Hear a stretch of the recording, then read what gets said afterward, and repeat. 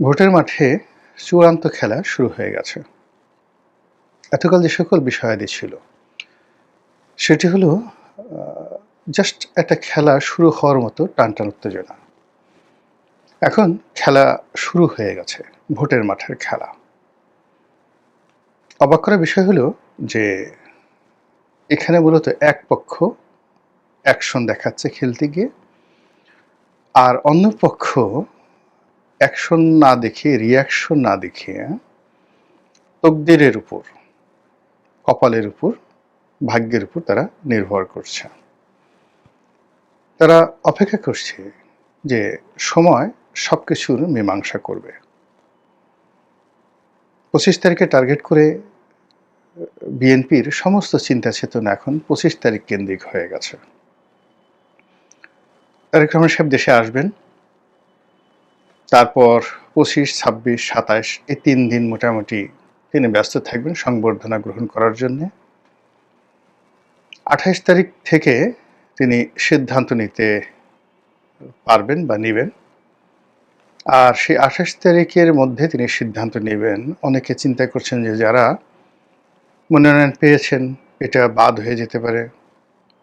আবার অনেক আশা করছেন যে তারেক রহমান সাহেব দেশে আসলে তার মনোনয়ন হতে পারে। এই যে একটা আশা নিরাশার যে দোলাচল, এখানে কেউ কোনো অ্যাকশন দেখাচ্ছে না। একেবারে ২৫ তারিখের জন্য রুদ্ধশ্বাসে তারা অপেক্ষা করছে। এই গেল একটা গ্রুপ।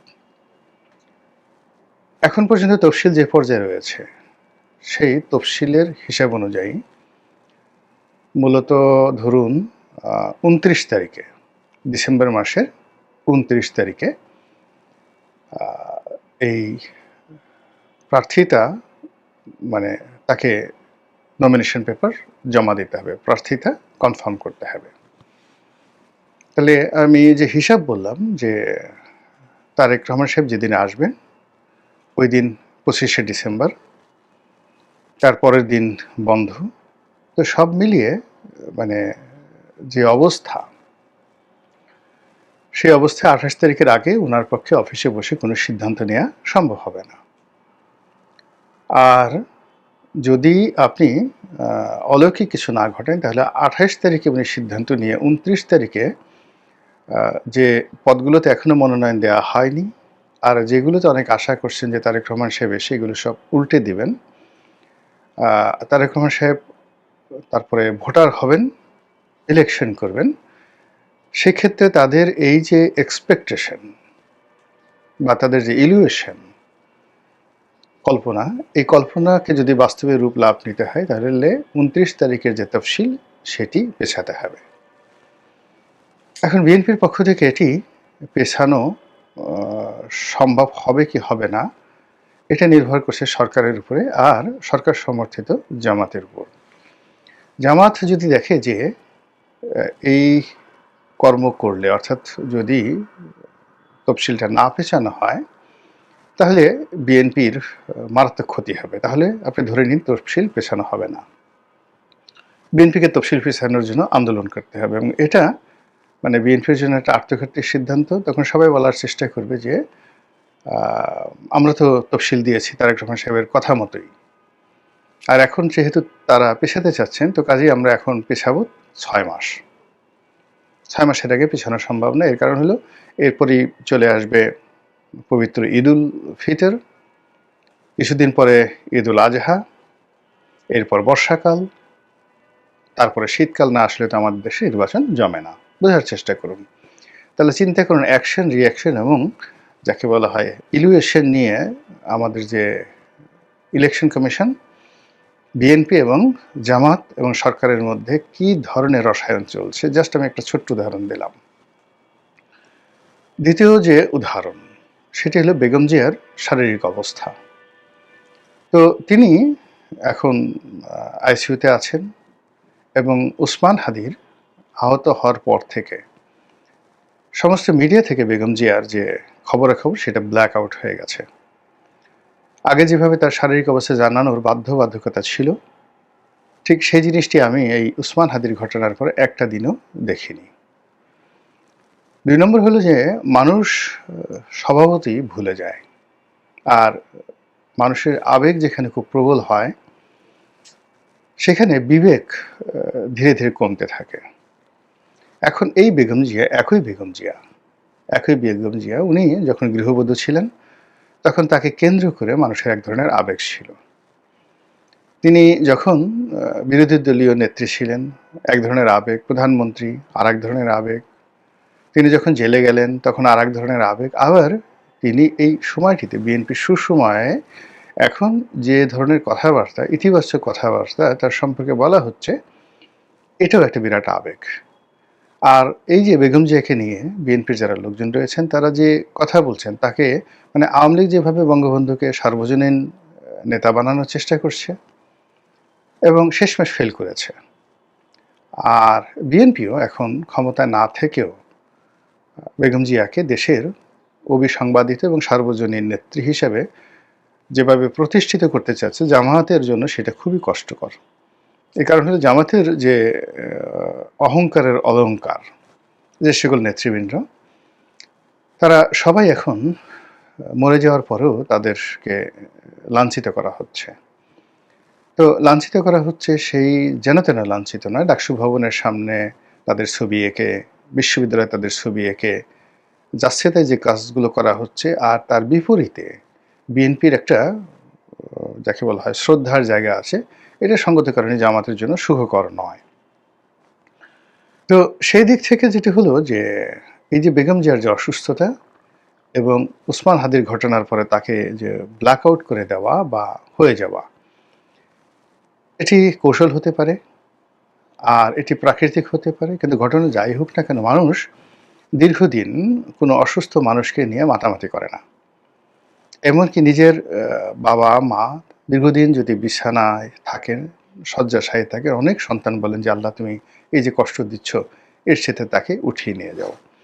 তো কাজেই আজকের দিন থেকে 25 তারিখ পর্যন্ত, কিংবা ধরুন একেবারে 29 তারিখ পর্যন্ত, কিংবা ধরুন একেবারে নির্বাচনের পূর্বক্ষণ পর্যন্ত বেগম জিয়ার শারীরিক অবস্থা, অসুস্থতা, তার বেঁচে থাকা না থাকা, এগুলোর উপরে বিএনপির তকদির নির্ভর করছে।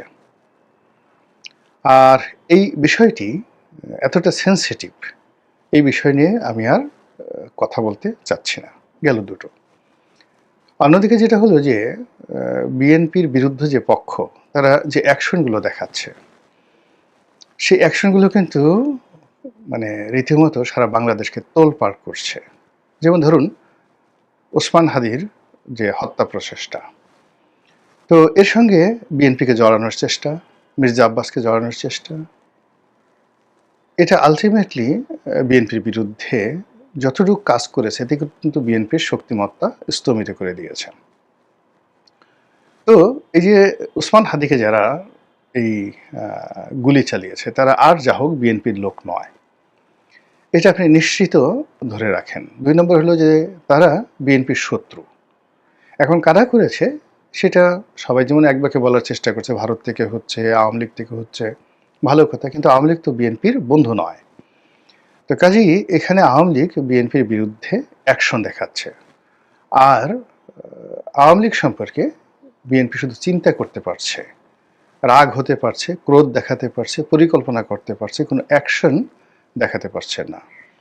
আর যে সকল অ্যাকশন দেখাতে পারছে সেটা তৃণমূলে আওয়ামী লীগের যারা নেতৃত্ব, তাদের আসলে ঘোড়ার ডিম, কিছুই হচ্ছে না, একটা পশমও তাদের স্পর্শ করা যাচ্ছে না। গ্রামে হয়তো রাগ হয়ে আপনি আওয়ামী লীগ কোনো নেতার গরু চুরি করছেন, গরু ধরে নিচ্ছেন, জবাই করছেন, কোনো আওয়ামী লীগের কর্মীর বাড়িঘরে হামলা চালাচ্ছেন, 2-4টে ধর্ষণের ঘটনা ঘটছে, লুটপাটের ঘটনা ঘটছে, এবং এগুলো মানে বিএনপির যে ভোট ব্যাংক, সেই ভোট ব্যাংকে আরও গজব তৈরি করছে। গেল এটা। যদি আওয়ামী লীগ না হয়ে এই ঘটনার সঙ্গে অন্য কেউ জড়িত থাকে, তৃতীয় পক্ষ, চতুর্থ পক্ষ, দেশি শক্তি, বিদেশি শক্তি, ওটা বিএনপির জন্য আরও মারাত্মক অ্যাকশন। তো এই অ্যাকশনের পরে আপনি ধরুন এই যে একটা বিজয় দিবস গেল, এই বিজয় দিবসে বিএনপির যারা প্রতিপক্ষ, তারা যে অ্যাকশনগুলো দেখিয়েছে, সেই অ্যাকশনের অ্যাগেনস্টে বিএনপি রীতিমতো বেকুব হয়ে গেছে। বিএনপির বড় বড় নেতারা যেভাবে অসহায় বোধ করেছে এই 16ই ডিসেম্বর তারিখে, এবং কার্যত বিএনপি মানে এই তোষণ নীতি, মানে এখন সব কিছু তারা ভালোয় ভালোয় নরমে নরমে তারা করতে চাচ্ছে। তারা একবার বলতে পারেনি যে কেন কুচকাওয়াজ হলো না। তারা এই অনুষ্ঠানে সদল বলে বঙ্গভবনে যেতে পারেনি, রাষ্ট্রপতির পাশে তারা দাঁড়াতে পারেনি, এমনকি সেনাপ্রধানের পাশে তারা দাঁড়াতে পারেনি, অথবা ডক্টর মোহাম্মদ ইউনূসের পক্ষে দাঁড়াতে পারেনি। তারা অনেকটা কুলহারা রমণীর মতো হয়ে গেছে। তারা এনসিপির সঙ্গে যেতে পারছে না, জামাতের সঙ্গে যেতে পারছে না, আর একা একা জোরে জোরে হাত পিত্তেশও করতে পারছে না। অ্যাকচুয়ালি হোয়াট ইজ হ্যাপেনিং, কি ঘটছে বিএনপির মধ্যে, এটা নিয়ে আপনাকে কল্পনা করতে হবে। আপনি তাদের কোনো অ্যাকশন বা রিয়াকশন দেখতে পারছেন না, আর প্রতিপক্ষ এখানে রীতিমতো অ্যাকশন দেখাচ্ছে। এরপরে সেটি হলো বিএনপির শীর্ষ অনেকগুলো নেতৃবৃন্দ রয়েছেন, তাদেরকে টার্গেট করা হচ্ছে। টার্গেট বলতে হাদির মতো কোনো টার্গেট নয়, কিন্তু হাদির মতো টার্গেট হতে পারে এই ভয় বিএনপির অনেক নেতার মধ্যে যে ঢুকে গেছে, এতে কোনো সন্দেহ নাই।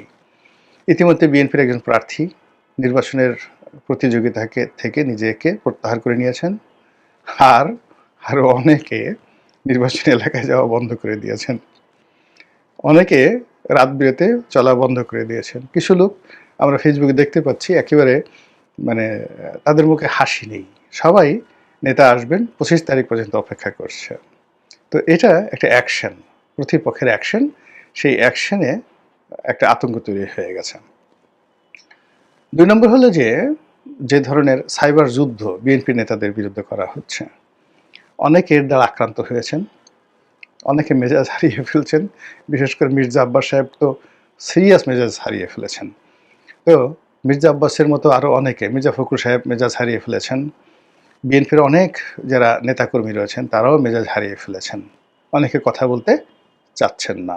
টেলিভিশন টকশোগুলোতেও ঠিক তাদের সেই উপস্থিতি দেখা যাচ্ছে না। তাদের যারা প্রতিপক্ষ, তারা একতরফা গিয়ে সেখানে যে ন্যারেটিভগুলো তৈরি করছেন, সেই ন্যারেটিভে বিএনপি সারা শরীর মানে জ্বলে যাচ্ছে।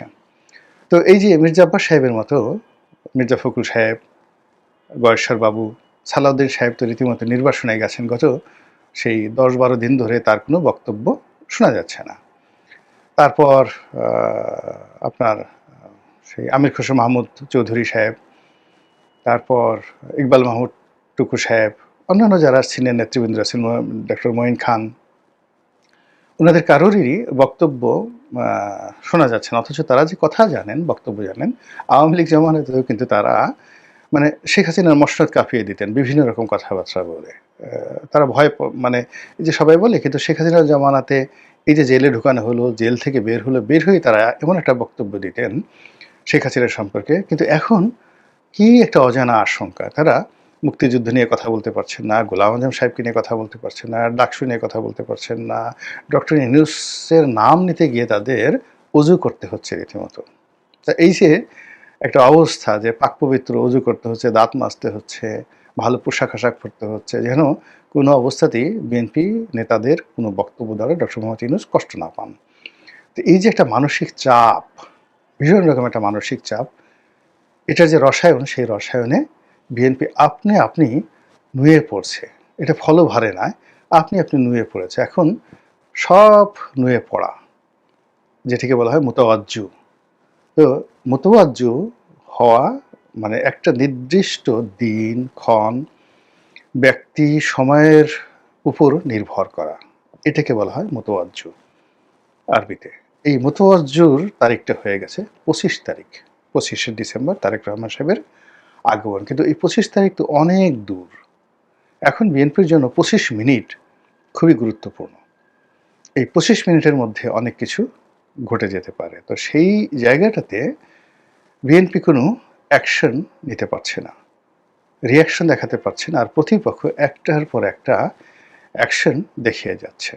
ফলে কি হলো, এত বড় একটি রাজনৈতিক দল, ব্রুট মেজরিটি 35%, আর 280টি সিটে, সংসদীয় আসনে নিশ্চিত বিজয়ের হাতছানি, সরকার গঠনের শতভাগ নিশ্চয়তা,